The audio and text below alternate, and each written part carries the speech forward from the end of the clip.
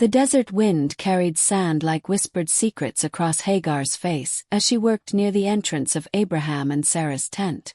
She was young, perhaps no older than a blooming spring rose in Egypt, and yet her eyes held the memory of the Nile, the palaces, and the warm markets of her homeland.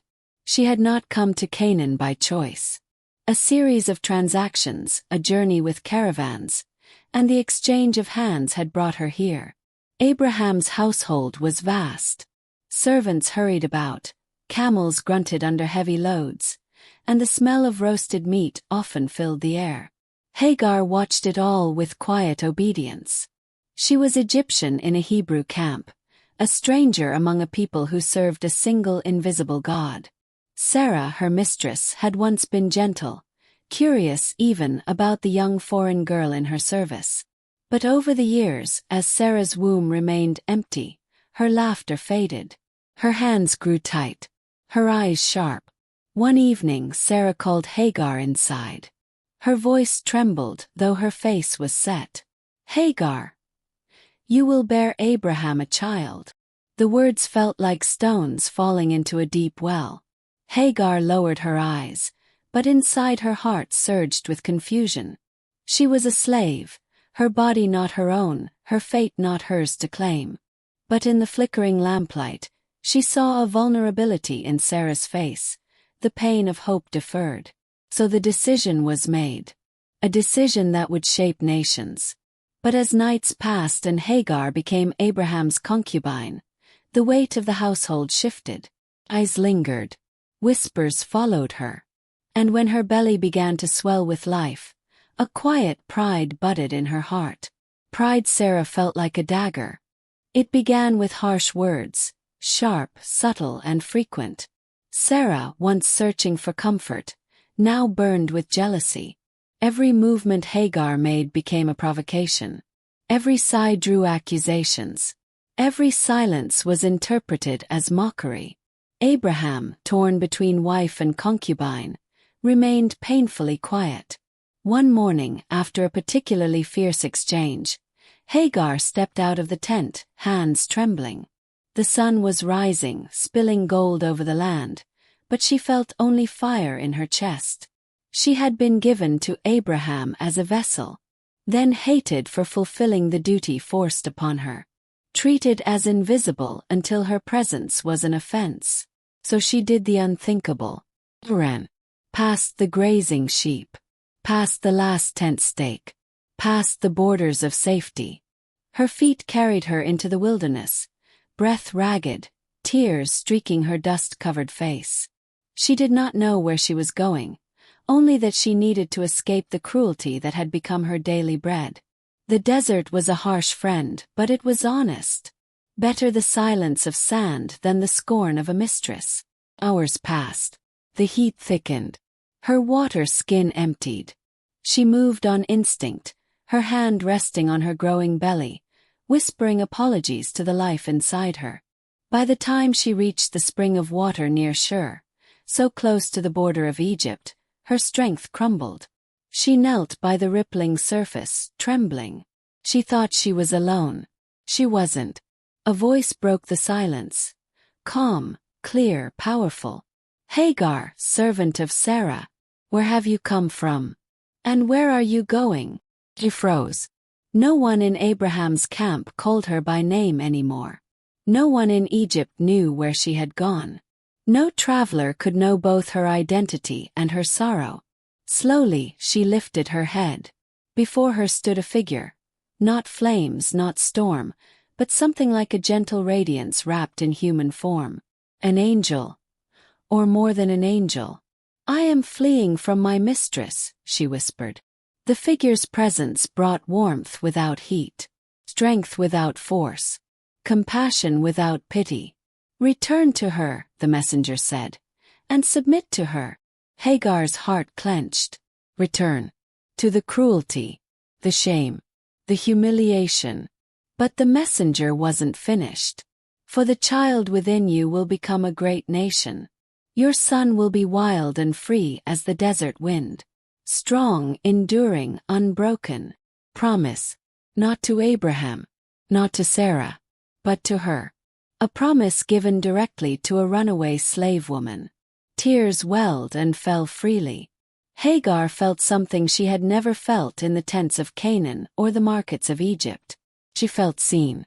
And so she gave God a name, something no one else in Scripture had ever dared to do. "You are El-Roi," she whispered, "the God who sees me. For I have seen the one who sees me." The spring shone in the desert light. From that day on, it would be known as Bir-lahai-roi, the well of the living one who sees me.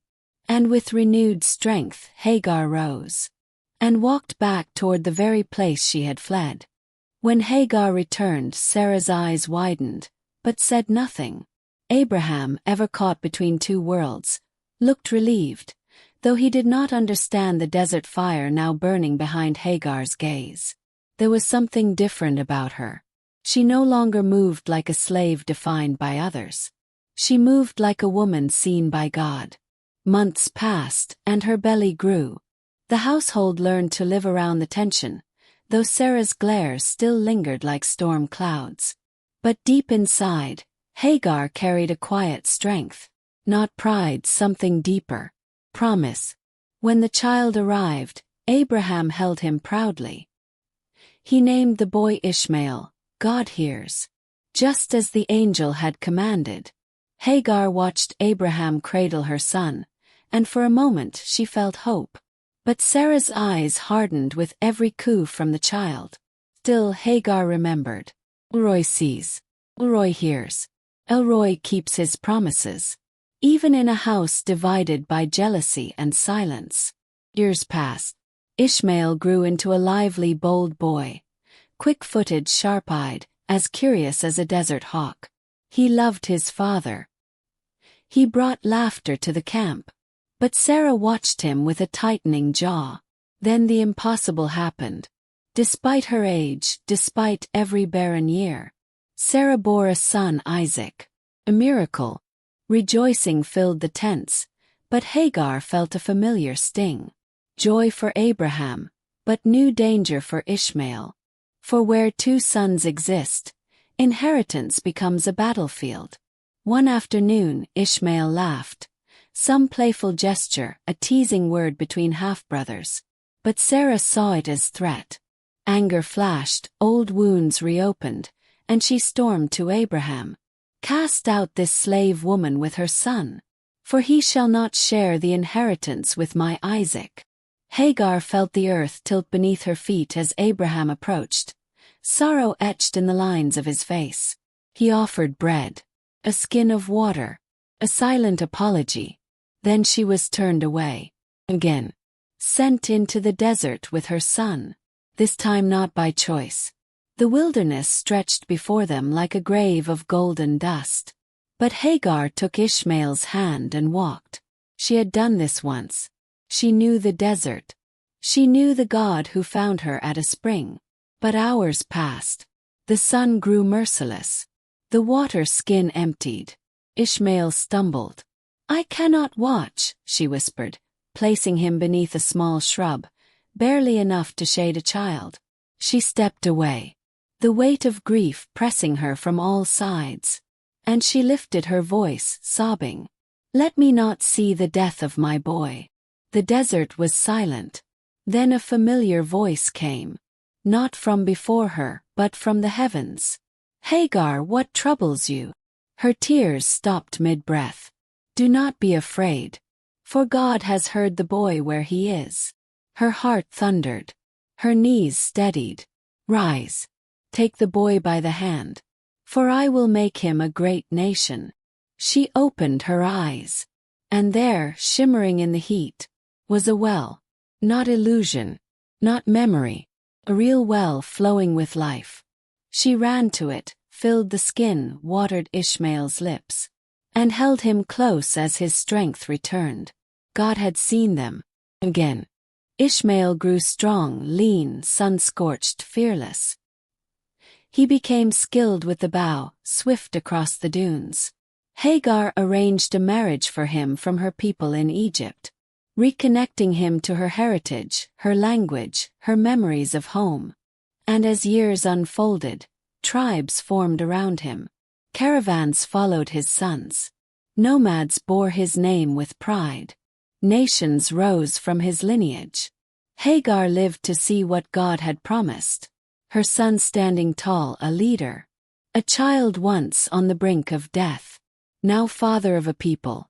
In quiet moments, Hagar would sit upon a dune at sunset, the sky blazing in colors that reminded her of the Nile's evening reflection.